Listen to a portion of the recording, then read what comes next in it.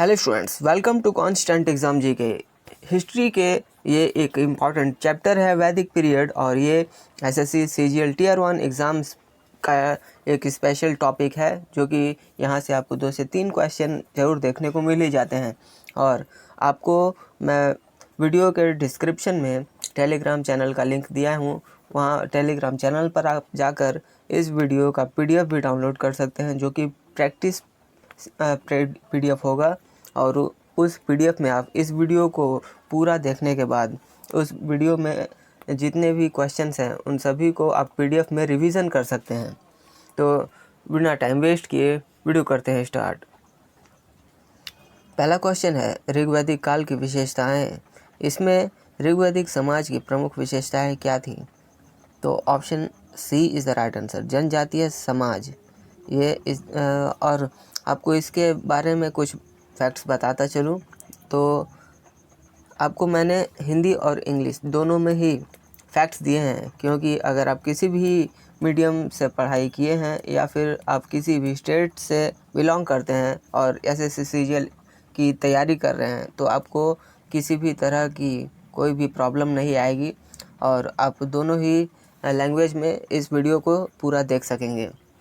तो मैं हिंदी में ही आपको बताऊंगा, और आपके लिए मैंने इंग्लिश भी लिख दी है, तो आप उसे भी ज़रूर देख लीजिएगा।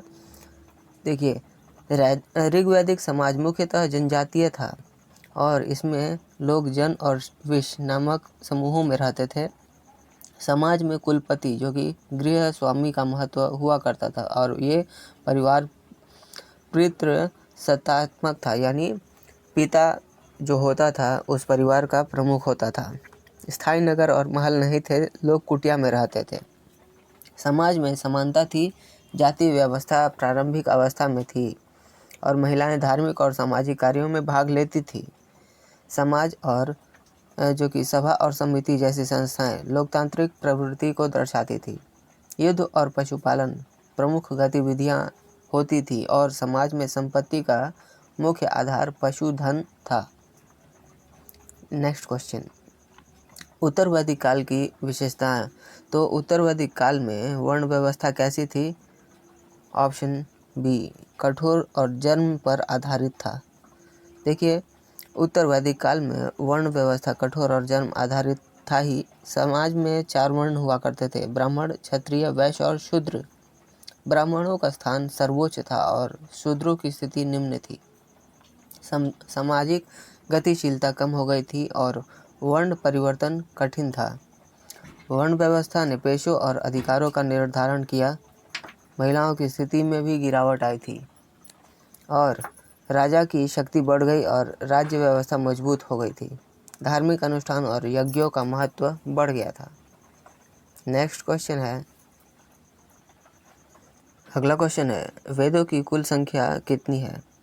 तो आप सभी को पता ही होगा, option C is the right answer, 4 हैं।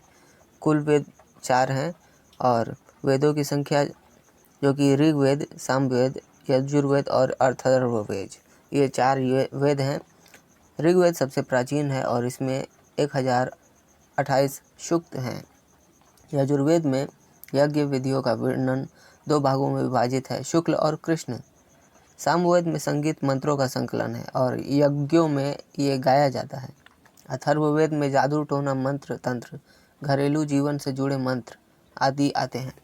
वेदों को श्रुति कहा जाता है क्योंकि इन्हें सुनकर सीखा जाता था और वेदों की भाषा वैदिक संस्कृति थी। वेद भारतीय संस्कृति और धर्म का आधार है। देखिए, मैं ये फैक्ट्स आपको इसलिए करवा रहा हूँ कि जब मैंने आपको वीडियो दिया था, स्ट्रैटेजी वीडियो, और उसमें जो पीडीएफ आपको दिया था, उसमें अगर आपने नहीं देखा है स्ट्रैटेजी वीडियो तो ज़रूर देख लीजिएगा।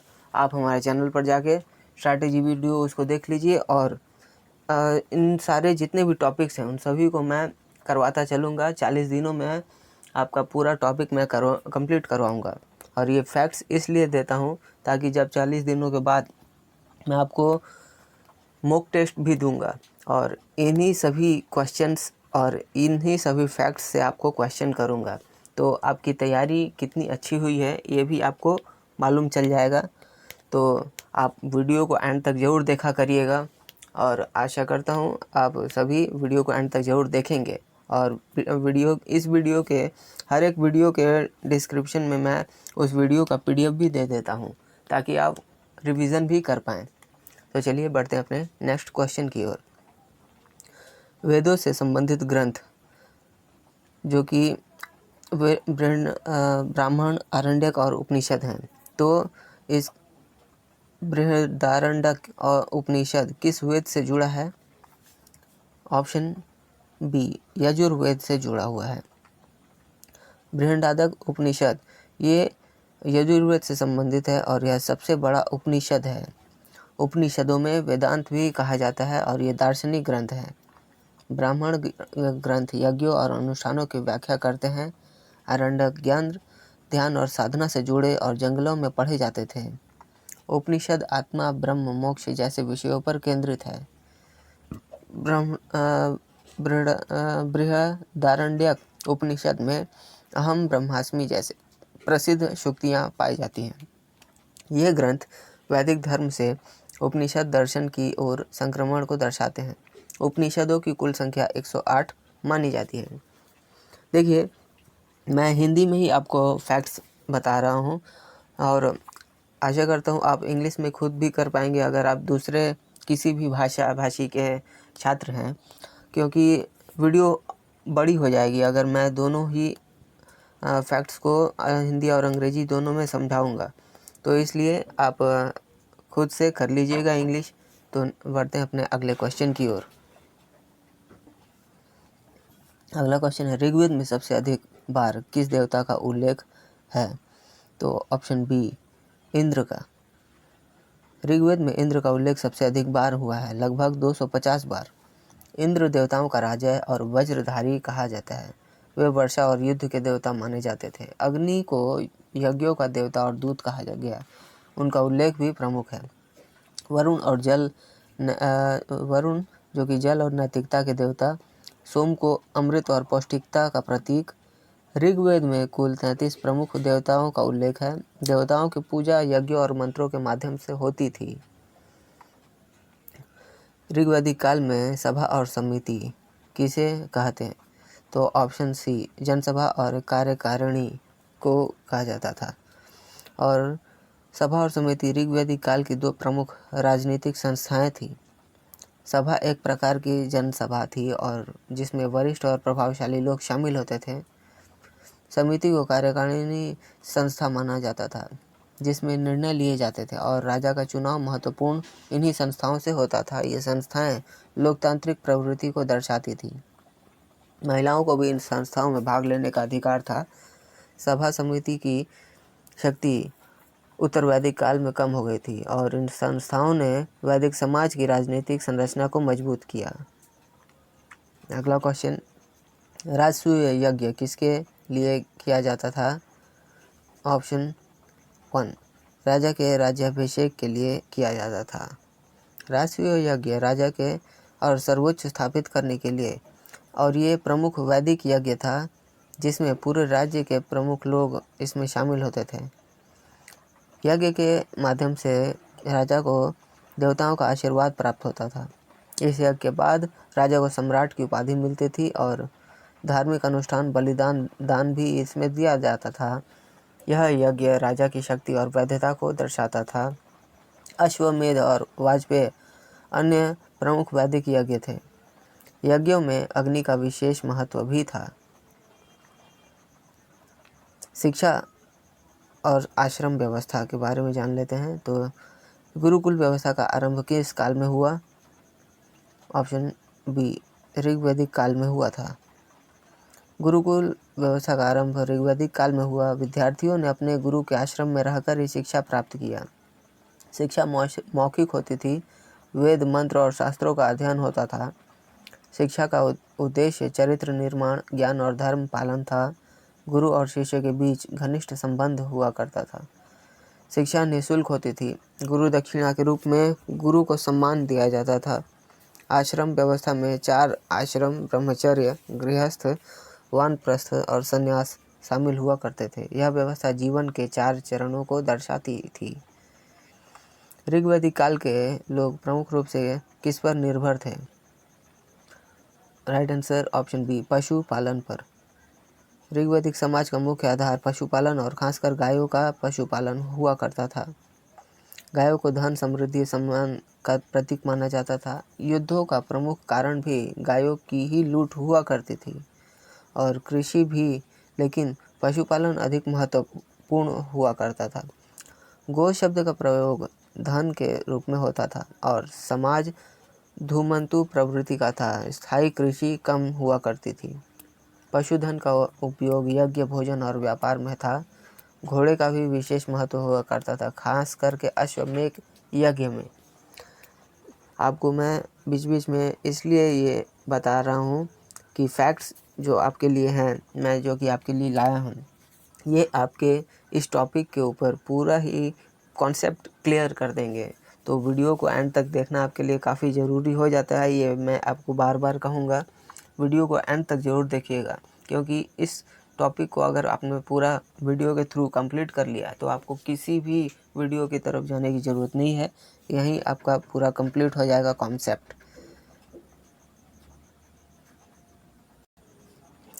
ऋग्वैदिक काल में राजा का चुनाव किसके द्वारा होता था?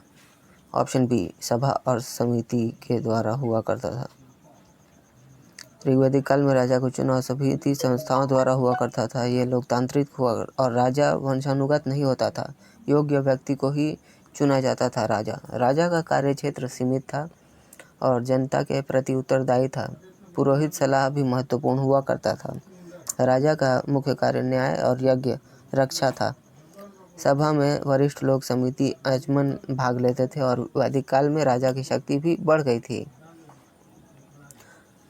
ऋग्वैदिक समाज में महिलाओं की स्थिति कैसी थी? तो पुरुषों के ही समान थी। Option B. ऋग्वैदिक काल में महिलाओं को पुरुषों के समान अधिकार प्राप्त थे और वे यज्ञ और धार्मिक कार्य में भाग लेती थी और महिलाओं को शिक्षा का अधिकार था। कई ऋषिकाएं भी थी। विवाह में कन्या की सहमति आवश्यक थी और विधवा विवाह और पुनर्विवाह प्रचलित था। महिलाओं को सभा समिति में भाग लेने का अधिकार। उत्तर वैदिक काल में महिलाओं की स्थिति में गिरावट आई थी और ऋग्वेद में घोषा, लोपामुद्रा, अपाला जैसी विदुषी महिलाओं का भी उल्लेख हुआ करता था। उत्तर वैदिक काल में किसका महत्व अधिक बढ़ गया था? तो उत्तर वैदिक काल में ऑप्शन 1, कृषि का महत्व बढ़ गया था और स्थायी गांव और नगर बसने लगे थे। हल और बैल का प्रयोग होने लगा था। सिंचाई का साधन विकास हुआ था। भूमि संपत्ति का जो महत्व था, भूमिदान प्रचलित हुआ था। अनाज, खासकर चावल, गेहूं आदि की खेती होती थी। कृषि से अधिशेष उत्पादन होने लगा, जिससे व्यापार बढ़ा था। कृषक वर्ग, वैश्य की स्थिति मजबूत हो गई थी। उत्तर वैदिक काल में किस वर्ण का स्थान सबसे नीचे था? शूद्र का। शूद्र धार्मिक अनुष्ठानों में भाग लेने का अधिकार नहीं था शूद्रों को, और शूद्रों का कार्य सेवा और श्रम करना था। उन्हें शिक्षा, यज्ञ, वेद अध्ययन से वंचित रखा गया था। सामाजिक भेदभाव, छुआछूत की शुरुआत इसी काल में हुई थी। वर्ण व्यवस्था कठोर और जन्म आधारित हुआ करता था। शूद्रों की स्थिति में सुधार बहुत बाद में हुआ था। यह सामाजिक असमानता का प्रमुख कारण था। उत्तर वैदिक काल में किस प्रकार की राज व्यवस्था हुआ करती थी? ऑप्शन बी, राजतंत्र प्रकार की व्यवस्था थी। राजाओं को देवताओं का प्रतिनिधि माना जाता था और मंत्री परिषद, सेना, कर व्यवस्था आदि का विकास हुआ था। राजा के अधिकारों को धर्मशास्त्रों, पुरोहितों द्वारा नियंत्रित किया जाता था। वे सामवेद का मुख्य विषय क्या था? बी, संगीत और गायन। सामवेद मुख्य विषय संगीत गायन था। इसमें ऋग्वेद के मंत्रों से सुर में गाने के लिए संकलित किया गया था। यज्ञों में सामवेद के मंत्रों का गान अनिवार्य था। सामवेद में कुल 1875 मंत्र हैं, जिनमें अधिकतर ऋग्वेद से लिए गए हैं। अथर्ववेद में मुख्य रूप से किसका उल्लेख? तो बी, जादू टोना और घरेलू जीवन। अथर्ववेद में रोगों से बचाव, शत्रु नाश और सुख शांति के लिए मंत्र दिए गए हैं। अथर्ववेद गृहस्थों का वेद भी कहा जाता है। इसमें 20 कांड और लगभग 730 सूक्त हैं। भारतीय यजुर्वेद की जड़ों में भी अथर्ववेद ही मिलता है। यजुर्वेद के 2 प्रमुख भाग कौन से हैं? ए. शुक्ल और कृष्ण। यजुर्वेद में श्वेत और कृष्ण यजुर्वेद को काला कहा जाता था। यजुर्वेद को श्वेत और कृष्ण यजुर्वेद को काला। आप जरूर इस लाइन को जरूर याद रखिएगा।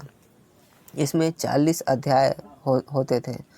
यजुर्वेद का महत्व वैदिक अनुष्ठानों में सर्वोपरि था। ऋग्वेद में जन शब्द का क्या अर्थ है? तो राइट आंसर ऑप्शन बी, कबीला और जनजाति। जन शब्द का अर्थ ऋग्वेद में कबीला या जनजाति था और हर जन अपना प्रमुख राजन होता था। जन के आधार पर ही समाज का संगठन हुआ करता था और कई प्रसिद्ध जन भरत, यदु, पुरु आदि इसमें हुआ करते थे। ऋग्वैदिक काल में किस देवता को होत्री पुजारी द्वारा पूजा जाता था? ऑप्शन बी, अग्नि। होत्री पुजारी का मुख्य कार्य अग्नि देवता की पूजा करना था। अग्नि का उल्लेख ऋग्वेद में 200 बार से भी अधिक हुआ। अग्नि को तीनों लोकों यानी पृथ्वी, अंतरिक्ष और स्वर्ग में विद्यमान माना जाता था। होत्री के अलावा उद्गात्र और अथर्वे अन्य पुजारी भी हुआ करते थे और अग्नि की पूजा वैदिक धर्म का केंद्र था। उत्तर वैदिक काल में किस देवता का महत्व बढ़ गया था? तो ऑप्शन सी, प्रजापति का। उत्तर वैदिक काल में प्रजापति को सर्वोच्च देवता माना जाने लगा था और इंद्र, अग्नि, वरुण आदि का महत्व कम हो गया था। विष्णु और रुद्र यानी शिव का भी महत्व बढ़ गया था। धार्मिक विचारों में गहराई और दार्शनिक आई थी। उत्तर वैदिक काल में वैदिक धर्म से उपनिषद दर्शन की ओर झुकाव हुआ था। उत्तर वैदिक काल में गोत्र व्यवस्था का क्या अर्थ था? समान पूर्वज। जी हाँ, गोत्र व्यवस्था, ये गोत्र का अर्थ एक ही पूर्वज से उत्पन्न वंश हुआ करता था और विवाह में गोत्र का विशेष महत्व था। एक ही गोत्र में विवाह वर्जित था। प्रारंभ में 7 गोत्र माने जाते थे: कश्यप, वशिष्ठ, भृगु, गौतम, भारद्वाज, अग्नि और विश्वामित्र। ये गोत्र 7 हैं और बाद में अगस्त्य को भी 8वां गोत्र माना जाने लगा। गोत्र व्यवस्था में समाज में वंशानुक्रम और पहचान को मजबूत किया गया। वेदों में ऋग्वेद में कितने मंडल हैं? तो ऑप्शन बी, 10 मंडल हैं। ऋग्वेद में हर मंडल में अलग अलग ऋषियों द्वारा रचित सूक्त हैं और पहले मंडल में सर्वाधिक सूक्त हैं जो कि 2 से 7 मंडल परिवार मंडल कहा जाता है क्योंकि ये एक ही परिवार के ऋषियों द्वारा रचित है। और 10वें मंडल में पुरुष सूक्त, नासदीय सूक्त जैसे प्रसिद्ध सूक्त हैं। कुल 1028 सूक्त जिसमें लगभग 10,600 मंत्र इसमें शामिल हैं और ऋग्वेद सबसे प्राचीन ग्रंथ माना जाता है। ऋग्वेद का कौन सा मंडल सबसे प्राचीन माना जाता है? तो ऑप्शन डी, 7वां मंडल। इस मंडल में 104 सूक्त हैं। इसमें सरस्वती नदी, दशराज युद्ध आदि का उल्लेख हुआ है और भाषा शैली भी सबसे पुरानी है। ऐतिहासिक घटनाओं का भी उल्लेख है और वैदिक युग में आरंभिक इतिहास का भी पता चलता है। ऐत्रेय ब्राह्मण किस वेद से संबंधित हैं? तो ऑप्शन 1, ऋग्वेद से संबंधित हैं। ऐत्रेय ब्राह्मण यह ब्राह्मण यज्ञों की विधियों और महत्व को भी व्याख्या करता है। इसमें सोम यज्ञ, अग्निहोत्र आदि का यज्ञों का वर्णन है। ऐत्रेय उपनिषद में इसी परंपरा से भी जुड़ा हुआ है और यह ग्रंथ संस्कृत में लिखा गया है। चांडोक्य उपनिषद किस वेद से जुड़ा हुआ है? तो ऑप्शन सी, सामवेद से। चांडोक्य उपनिषद ये वेदांत दर्शन का महत्वपूर्ण ग्रंथ है। इसमें तत्वमसि, एकमेव अद्वितीयम जैसी दार्शनिक सूक्तियाँ हैं। यह उपनिषद गुरु शिष्य संवाद के रूप में है। इसमें ध्यान, उपासना, ज्ञान का महत्व बताया गया है। यह उपनिषद संस्कृत में लिखा गया है। वैदिक काल में शिक्षा का मुख्य उद्देश्य क्या था? ऑप्शन बी, नैतिक और सर्वांगीण विकास। देखिए, शिक्षा के 3 प्रमुख उद्देश्य थे: ज्ञान की प्राप्ति, सामाजिक धार्मिक कर्तव्यों का समावेश और चरित्र निर्माण। जो कि शिक्षा का उद्देश्य जीवन के हर क्षेत्र में उत्कृष्टता का ज्ञान प्राप्त करना था। शारीरिक, मानसिक, सामाजिक और आध्यात्मिक राज्य की शिक्षा पर कोई नियंत्रण नहीं था। यह गुरु शिष्य परंपरा पर आधारित हुआ करता था। और शिक्षा का अंतिम उद्देश्य सा विद्या या विमुक्तये, ज्ञान से मुक्ति प्राप्त करना था। वैदिक काल में शिक्षा किस विधि से दी जाती थी? ऑप्शन बी, मौखिक परंपरा हुआ करता था। यानी सिर्फ वाचक यानी मुंह से बोलकर ही शिक्षा दी जाती थी और ग्रहण की जाती थी।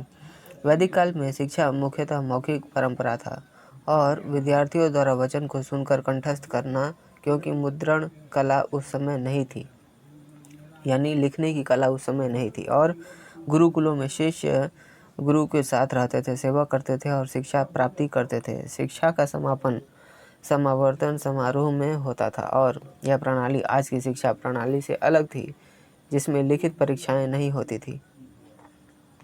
वैदिक काल में आश्रम व्यवस्था का मुख्य उद्देश्य क्या था? ऑप्शन ए, समाज में अनुशासन और संतुलन। मैं आपको हर एक क्वेश्चन का फैक्ट बता रहा हूँ, तो इसमें जो भी इम्पोर्टेंट होंगे मैं आपको करवा ही दूंगा, लेकिन आप सारे फैक्ट्स को नोट्स भी बना सकते हैं या फिर वीडियो को पॉज करके उन सारे फैक्ट्स को ज़रूर पढ़ लीजिएगा। तो आश्रम व्यवस्था उद्देश्य इसमें 4 चरणों पर बांटा गया था: ब्रह्मचर्य, गृहस्थ, वानप्रस्थ और संन्यास। व्यक्ति की शारीरिक, मानसिक और आध्यात्मिक विकास की सुनिश्चित इसमें किया गया था और इससे व्यक्ति को जीवन के हर चरण में दायित्व निभाने की भी शिक्षा मिलती थी। वैदिक काल में शिक्षा किस प्रकार निःशुल्क थी?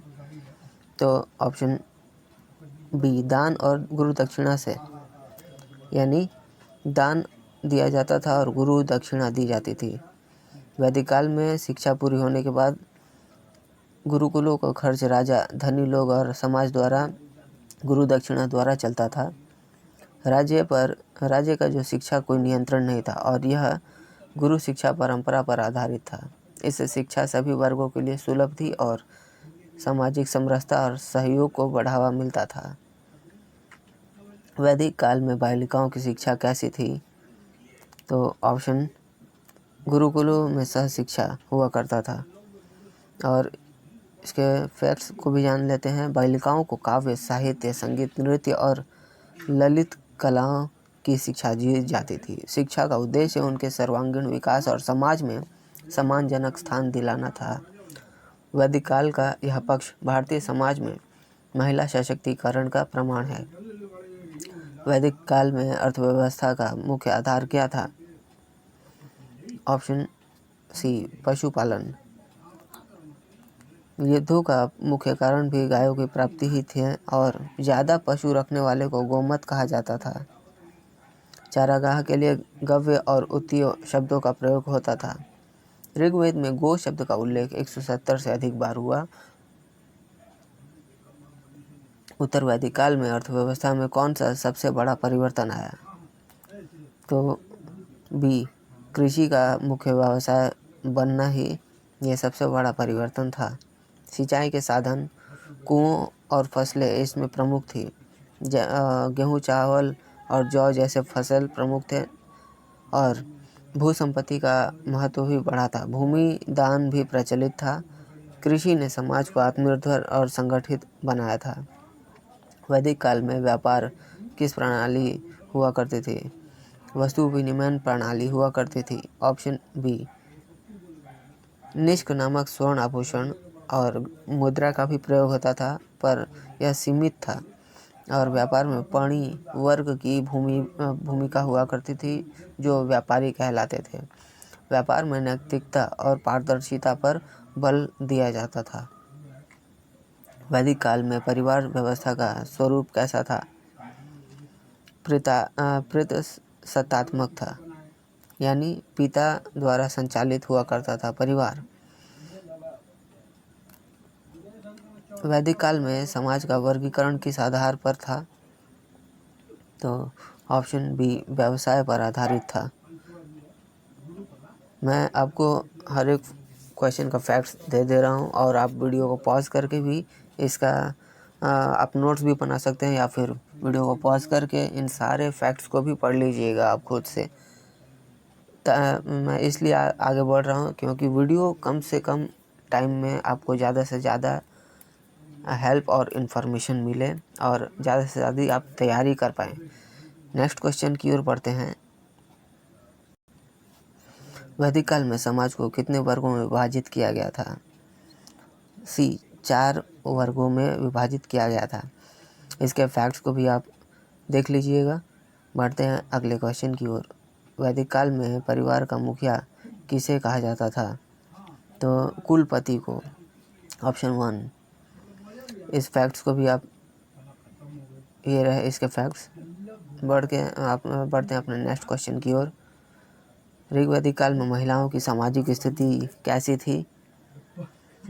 तो पुरुषों के ही समान थी। Option B is the right answer. मैं हर एक क्वेश्चन का फैक्ट्स आपको दे रहा हूँ, तो आप वीडियो को पॉज करके आप खुद से पढ़ लीजिएगा ताकि वीडियो बड़ा ना बने और आपको ज़्यादा क्वालिटी और कंटेंट मिले।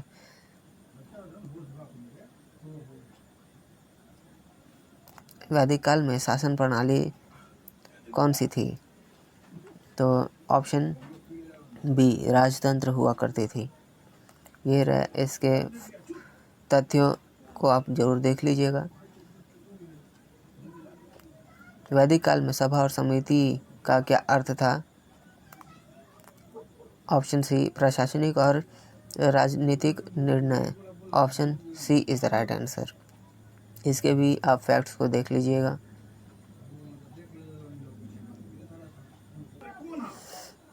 अगला क्वेश्चन, वैदिक काल में राजा के सहयोगी कौन कौन थे? तो उपयुक्त सभी, केवल पुरोहित पुरोहित भी हुआ करते थे। 12 रत्न यानी 12 रत्न उनके सहयोगी हुआ करते थे और ग्रामीण और सेनानी भी उनके सहयोगी हुआ करते थे। ये रहे कुछ फैक्ट्स, तो आप इसको भी देख लीजिए। नेक्स्ट क्वेश्चन है, वैदिक काल में न्याय का अंतिम स्रोत किसे माना जाता था? ऑप्शन सी राजा को। फैक्ट्स को आप ज़रूर देख लीजिएगा और इसको भी ज़रूर तैयार करिएगा क्योंकि आपको मैं मॉक टेस्ट में इन सारे फैक्ट्स से ही क्वेश्चन पूछूंगा। तो आप वीडियो को एंड तक देखना और इन सारे फैक्ट्स को कंप्लीट करना, ये आपकी जिम्मेदारी है ताकि आप एग्ज़ाम में अच्छे स्कोर कर पाएँ और जनरल अवेयरनेस का ये सेक्शन आपका कंप्लीट हो जाए। अगला क्वेश्चन, वैदिक काल में न्यायिक संस्थाओं में सभा और समिति का क्या स्थान था? तो न्यायिक निर्णय और विवाद निपटारा किया करते थे। Option B is the right answer. ये रहे इनके कुछ फैक्ट्स। अगला क्वेश्चन है, वैदिक काल में न्याय का आधार क्या था? तो ऑप्शन ए वेद और धर्मशास्त्र हुआ करता था। ये रहे इनके कुछ फैक्ट्स। आगे बढ़ते हैं, वैदिक काल में अर्थव्यवस्था का मुख्य आधार क्या था?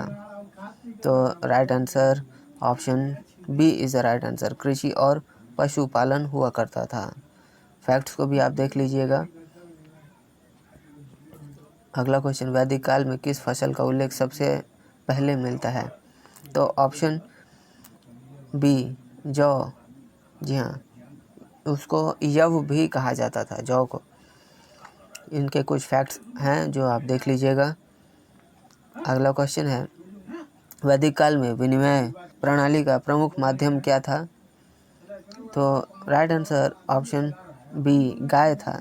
जैसा कि मैंने आपको पिछले क्वेश्चन में बताया, तो गाय एक धन हुआ करता था एक तरह का, और इसे बाहरी आक्रमण से इन्हें लूटा भी जाता था। अगर बाहरी कोई देश आक्रमण करते थे तो उनका ध्येय यही होता था कि गाय को भी लूटा जाए। पशुधन के रूप में गाय हुआ करता था। ये रहे उनका कुछ फैक्ट्स। नेक्स्ट क्वेश्चन है वैदिक काल। अगला क्वेश्चन है वैदिक काल में ऋण लेने और देने की प्रथा को क्या कहा जाता था? ऑप्शन बी कुशिद। ये रहे इनके कुछ फैक्ट्स, आप देख लीजिए। वैदिक काल में उद्योग और शिल्प का क्या स्वरूप था? विकसित घरेलू उद्योग हुआ करते थे। Option B is the right answer. इनके कुछ फैक्ट्स हैं, आप देख लीजिए। नेक्स्ट क्वेश्चन है वैदिक काल में व्यापार किस प्रणाली पर आधारित था? वस्तु विनिमय प्रणाली पर आधारित था। नेक्स्ट क्वेश्चन वैदिक काल में निष्क शब्द का अर्थ क्या था? स्वर्ण, आभूषण या मुद्रा। Option B. इनके कुछ फैक्ट्स हैं, आप देख लीजिए। वैदिक काल में किस वर्ण वर्ग को पणी कहा जाता था? राइट आंसर ऑप्शन बी, व्यापारी को पणी कहा जाता था। वैदिक काल में यज्ञों का आर्थिक प्रभाव क्या था? ऑप्शन बी, समाज में धर्म का पुनर्वितरण। इनके कुछ फैक्ट्स हैं जो आप देख लीजिएगा। वैदिक काल में प्रकृति और संसाधनों के प्रति दृष्टिकोण कैसा हुआ करता था? तो ऑप्शन बी, संरक्षणवादी और पूजनीय हुआ करता था। ये रहे इनके कुछ फैक्ट्स, इनको भी आप ज़रूर चेक कर लीजिए और इसकी नोट्स भी बनाते रहिए। वैदिक काल में शिक्षा की शुरुआत किस आयु में होती थी? तो ऑप्शन 5 वर्ष। 5 वर्ष की आयु में ही शिक्षा प्रारंभ हो जाती थी। वैदिक काल में शिक्षा का मुख्य उद्देश्य क्या था? तो नैतिक और सर्वांगीण विकास। Option B is the right answer. अगला क्वेश्चन वैदिक काल में शिक्षा किसके नियंत्रण में थी? तो गुरु के। इन फैक्ट्स को भी आप ज़रूर देख लीजिएगा। वीडियो को पॉज करके फैक्ट्स को भी आप देखते जाइएगा और कंप्लीट वीडियो देखिएगा। मैं इसलिए आपको फैक्ट्स भी दे रहा हूँ ताकि आपको पूरा कॉन्सेप्ट क्लियर हो, और मैं जल्दी से इसलिए जा रहा हूँ क्योंकि वीडियो छोटा बने और आपको ज़्यादा से ज़्यादा इन्फॉर्मेशन मिले। वैदिक काल में शिक्षा का प्रमुख केंद्र क्या था? Option B, gurukul. ये रहे इनके कुछ फैक्ट्स। नेक्स्ट क्वेश्चन वैदिक काल में शिक्षा की विधि कौन सी थी? ऑप्शन बी, मौखिक परंपरा हुआ करती थी। वैदिक काल में शिक्षा का पाठ्यक्रम कैसा था? तो वेदांत, वेद, शास्त्र, कला। Option B is the right answer. इस तरह की, और ये इनके हैं कुछ फैक्ट्स। वैदिक काल में शिक्षा निःशुल्क क्यों थी? क्योंकि दान और गुरु दक्षिणा से चलता था। जो वैदिक काल में शिक्षा था वो दान और गुरु दक्षिणा से चलता था। वैदिक काल में शिक्षा का समापन किस संस्कार से होता था? ऑप्शन सी, समावर्तन से होता था। अगला क्वेश्चन है वैदिक काल में शिक्षा में महिलाओं का क्या स्थिति थी? ऑप्शन सी, सहशिक्षा और विदुषी महिलाएं हुआ करती थी। ये रहे इनके कुछ फैक्ट्स। नेक्स्ट क्वेश्चन वैदिक काल में शिक्षा का मूल्यांकन कैसे होता था? ऑप्शन बी, मौखिक परीक्षा, व्यवहार और गुरु की राय से हुआ करता था। ये रहे उनके कुछ फैक्ट्स। आप फैक्ट्स को जरूर पढ़ लीजिएगा खुद से। वैदिक काल में उपनयन संस्कार का क्या महत्व था? तो राइट आंसर ऑप्शन बी, शिक्षा आरंभ करने के लिए। और ये रहे इनके कुछ फैक्ट्स, आप इनको भी ज़रूर कवर करिए। वैदिक काल में शिक्षा किस भाषा में दी जाती थी? हिंदी भाषा, सॉरी, ऑप्शन सी, संस्कृत भाषा में दी जाती थी। ये रहे इनके कुछ फैक्ट्स, आप इनको ज़रूर कवर करिए। नेक्स्ट क्वेश्चन है, वैदिक काल में शिक्षा का मुख्य संगठन कौन था? गुरु थे। अगला क्वेश्चन है, वैदिक काल में पाठ्यक्रम का स्वरूप कैसा था? तो पाठ्यक्रम का स्वरूप धार्मिक और लौकिक दोनों था। अगला क्वेश्चन, वैदिक शिक्षा में कौन सी विधियाँ प्रमुख थी? अनुकरण, श्रवण, मनन और प्रश्नोत्तर। Option B is the right answer. Next question है, वैदिक काल में शिक्षा का वित्त पोषण कैसे होता था? ऑप्शन बी, दान, भिक्षा और गुरु दक्षिणा से हुआ करता था। अगला क्वेश्चन है, वैदिक शिक्षा में शिष्य का जीवन कैसा होता था? सादा, संयमी, अनुशासित हुआ करता था। Option B. देखिए, मैं आपको फैक्ट्स भी इसलिए भी दे रहा हूँ क्योंकि मैंने डिफरेंट एंगल के साथ भी इन सभी टॉपिक्स को मैंने और मेरी टीम ने आपके लिए रिसर्च करके इकट्ठा किया है। और इन सारे फैक्ट्स को अगर आप पूरा वीडियो में समझ लेंगे, और मैंने जितने भी वीडियो आपको दिए हैं उन सभी वीडियोस में भी फैक्ट्स दिए हैं ताकि आपको हर एक एंगल से ये टॉपिक कवर हो जाए। अगला क्वेश्चन, वैदिक शिक्षा में शिष्य और गुरु का संबंध कैसा था? तो घनिष्ठ, पारिवारिक और अनुशासित था। Option B. नेक्स्ट क्वेश्चन है, वैदिक शिक्षा में मूल्यांकन का आधार क्या था?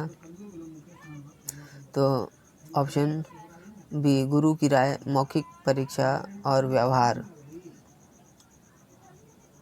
अगला क्वेश्चन, वैदिक शिक्षा में शिक्षा के 3 आयाम कौन से थे?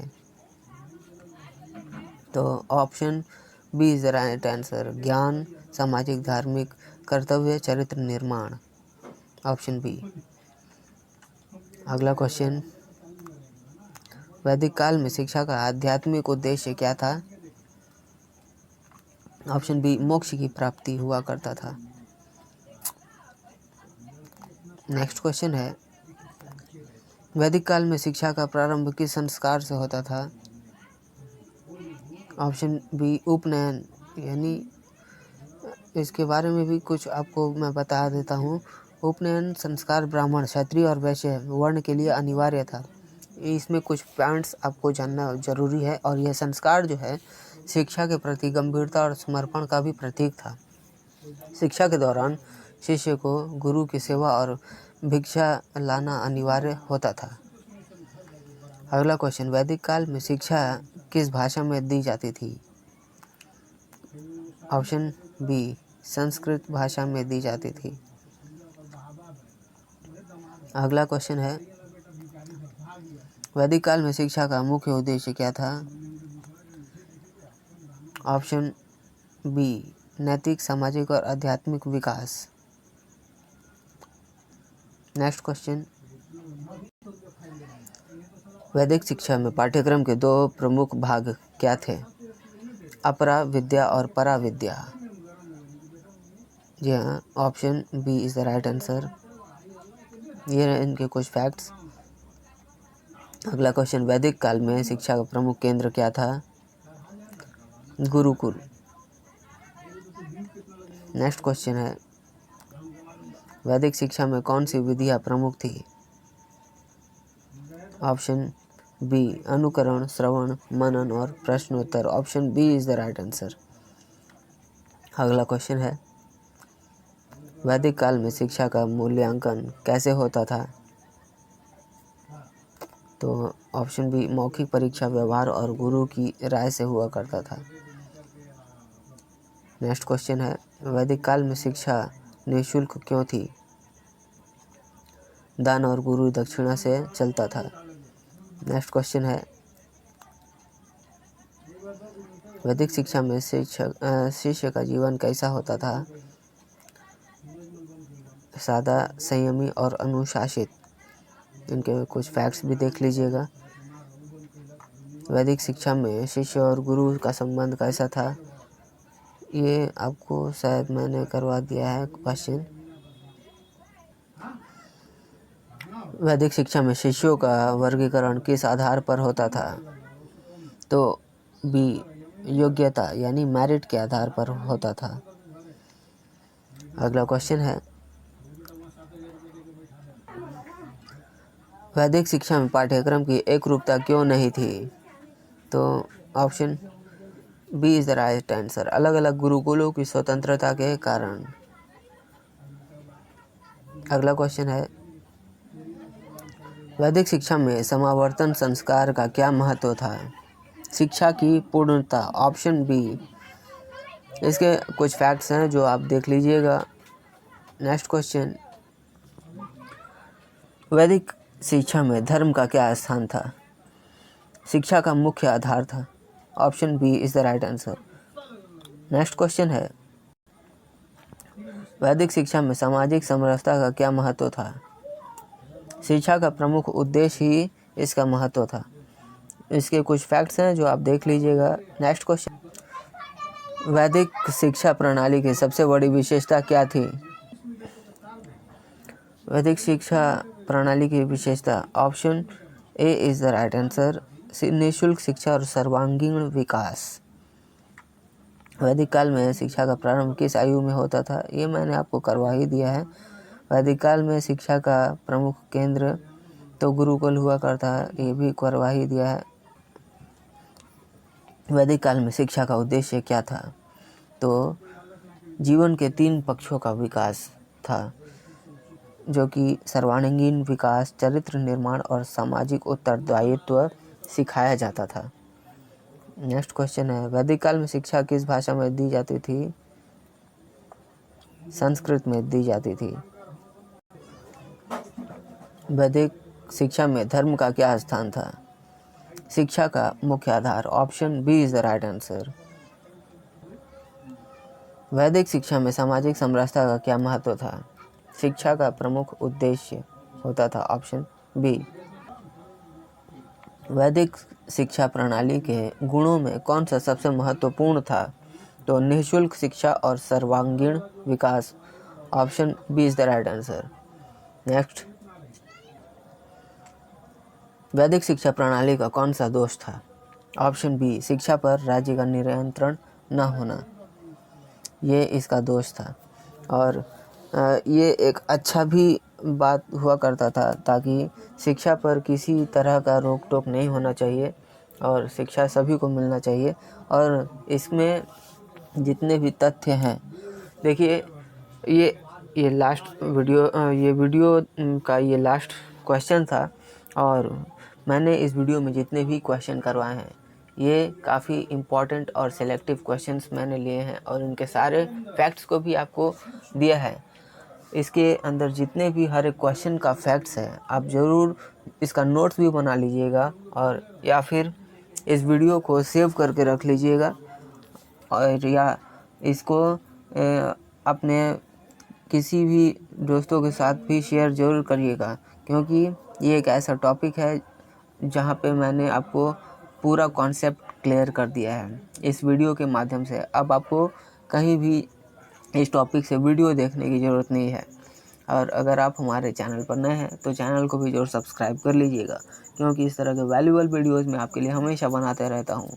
और अगर आप हमारे चैनल पर जितने भी क्वेश्चन और वीडियोस हैं उनको भी देखना चाहते हैं, तो आप हमारे चैनल पर जाके चेकआउट कर सकते हैं, जहां मैंने डिफरेंट टॉपिक्स के ऊपर प्लेलिस्ट बनाई हुई है। वीडियो पसंद आई है तो वीडियो पर एक लाइक भी ज़रूर कर दीजिएगा। तो चलिए मिलते हैं नेक्स्ट वीडियो में, तब तक के लिए कीप वॉचिंग, कीप प्रिपेयरिंग।